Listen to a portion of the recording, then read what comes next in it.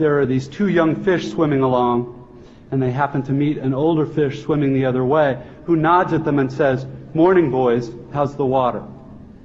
And the two young fish swim on for a bit, and then eventually one of them looks over at the other and goes, "What the hell is water?"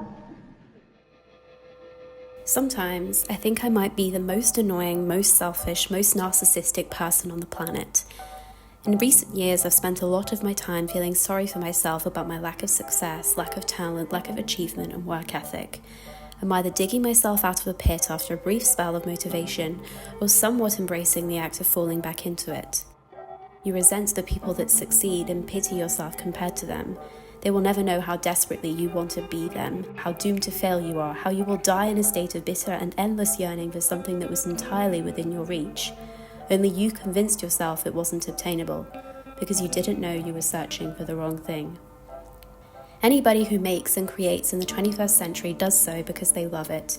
It's not a rewarding career path, and we're more than familiar with the struggles of being an artist. But during this day and age, we're now too familiar with all the other people who are also trying to be artists, either floundering along the exact same path as us, excelling at it, or so far down it that it's just a dot in the distance.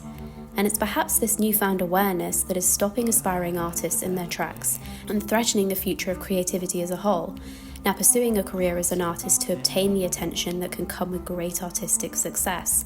And when we don't reach what is being sold as the ultimate goal of creativity, many of us either quit or begin to warp our idea of success. And after watching the end of the tour last night, I realized that this 21st century thinking has poisoned my perception of creativity, and it's happening to all of us. The end of the tour, directed by James Ponsoldt, follows the final leg of David Foster Wallace's book tour for Infinite Jest, joined by journalist and fellow writer David Lipsky, who is interviewing him for Rolling Stones. Over the course of the film, Foster Wallace shares his thoughts on fame, writing, creativity, and depression, with both men clashing over their differing views on success and Lipsky's growing resentment towards his own lack of genius. I didn't expect to be as moved by the film as I was, and while watching it, I envied Foster Wallace's success, while also feeling uncomfortable by Lipsky's insecurity over not being as talented, with both men having recently published a novel. In Lipsky's eyes, Foster Wallace had achieved everything he wanted, yet didn't seem to enjoy or even acknowledge his own fame, a fact that baffled and infuriated Lipsky, projecting his own desires onto him and his bitterness over not reaching the same level of success. And after watching the film, I had the painful realization that I am exactly like Lipsky. Without realizing it, my idea of success has been corrupted. Long before the age of the internet, when people lived in tribes and little villages, you'd pursue your chosen career path or passion, and people would know you for doing that one thing. There would be one butcher, baker, or shoemaker, and you'd know each person for their respective talents. There goes Brian, he's the town baker. There goes Sally, the town musician. Specializing in something made you special, because during that time, there wasn't a way of differentiating or discovering the hundreds of other people who did the exact same thing. In a nearby village, there's another baker called Bob, except his cake is bigger and much tastier than Brian's. In another village, there's another musician called Harriet, only she plays more instruments than Sally. But by creating in private, in blissful ignorance about how their work compares to others, they aren't deterred in their creativity. There is nothing stopping them from doing what they love. It goes without saying that in the age of the internet, everything has changed. We are constantly bombarded with the fact that we aren't special. As a musician, you might go online and see a toddler who can play the piano better than you. As a chef, you'll see someone on Instagram who has worked in renowned restaurants all over the world. As a filmmaker, you'll see interviews with award-winning directors who have Oscars, BAFTAs, and Golden Globes to their name, and suddenly you feel quite embarrassed about your little short film that won no awards, even if you felt quite proud of it at the time. We are bombarded with people who are more special, more talented, and more accomplished than we are, with their careers being displayed on a pedestal and portrayed as the pinnacle of success. But it's not just their work that earns them this pedestal, it's the amount of attention they've received for doing it. And when attention is portrayed as the ultimate reward of creativity, many of us are tricked into thinking that attention is the ultimate goal of creating. We're too aware of how great everyone else is, becoming paralyzed by these comparisons and manipulated into thinking that we can only create if it is seen. In this current predicament, How can we possibly expect art to survive? What does the future of art look like when we're paralyzed by constant comparison and the idea that not receiving any attention means we've failed? Why do we feel as though we need attention in order to create? And it's these questions that are explored through the characters of David Foster Wallace and David Lipsky. On paper, both men have achieved the same thing. Both have achieved the impossible task of writing a novel and managing to get it published. The only difference is, one has received overwhelming attention for a work of pure genius, and the other one hasn't. Like many of us, Lipsky has been brainwashed by consumerism and convinced himself that he isn't successful and can't be happy because he doesn't have widespread attention. And it is only through receiving this kind of attention that he could create something truly great. But Foster Wallace recognizes that this attention is toxic. It corrupts your passion by making you addicted to fame and success, reducing your need to create as just a way to fuel your own ego. Attention is often detrimental to the creative process, with many artists making worse work as they get more fame, not challenging themselves to make something great because they're not in it for the art, they're in it for the attention.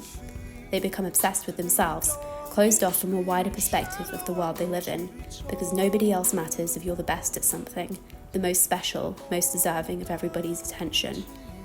Foster Wallace recognizes that having no ego is the only way to make great work, to not be brainwashed by this success, to not be convinced that his perspective is the only one worth having, and lose touch with his greatest asset, to see things from another lens and maintain compassion and curiosity for the lives of other people. He rejects the notion of celebrity and understands that creating in private is the best thing to do, even though Lipsky cannot understand this and asks why he wouldn't use his fame to his advantage. He even doubts whether Foster Wallace's responses are genuine, thinking that perhaps he's faking humility in order to separate himself from others in the public eye and gain attention for being humble. Even questioning whether his physical characteristics are a way of doing this, telling him that some suspect his trademark bandana is a calculated way of controlling his image. It's not a laughable idea, seeing as this is common for many people trying to come out on top within the attention market.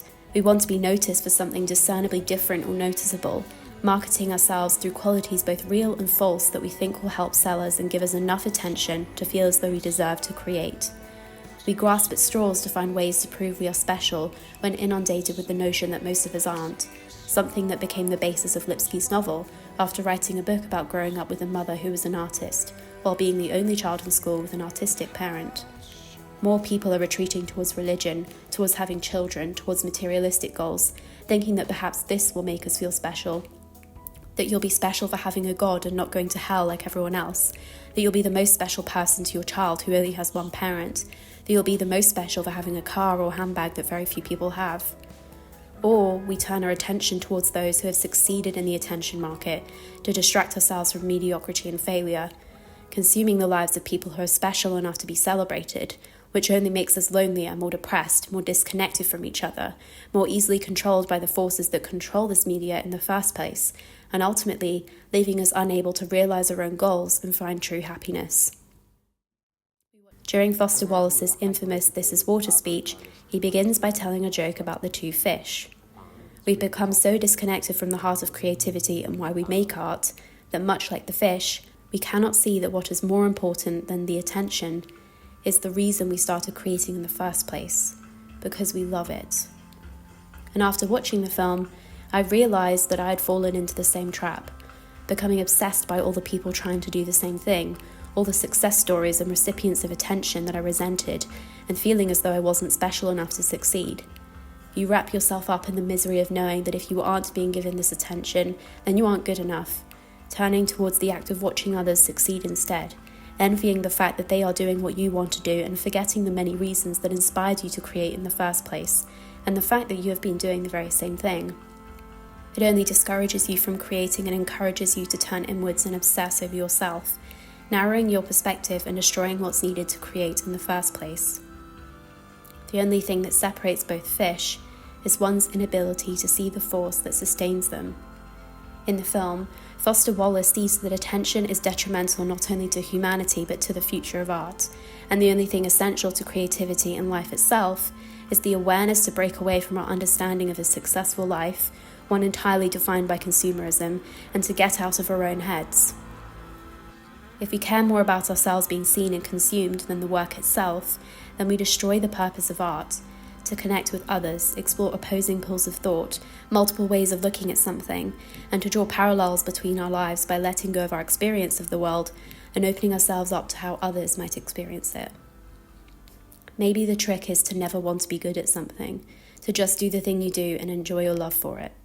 Maybe the game is rigged and only a few people can succeed, but that doesn't mean we can't enjoy playing just as much as the next person. The version of success that's being sold to us will never make us feel happy or special, something that Foster Wallace knew all too well and devoted most of his life towards sharing. He warned us of how consuming the lives of others only destroys creativity, and without creativity, how can we design a new, better future for ourselves and escape the current reality we find ourselves stuck in? When we're all looking inwards and addicted to the constant watching, comparing, and pursuit of some impossible artistic validation, we only lose sight of the oceans around us and the quest that is most important. There's a scene towards the end of the film where Lipsky gives a copy of his book to Foster Wallace. He says it's somewhat kid brother of him to do so, feeling a bit embarrassed about handing his work over to somebody as acclaimed and talented as he is. But Foster Wallace knows that the love and pursuit of the game is more important, and so he gladly takes his book and says that he looks forward to reading it.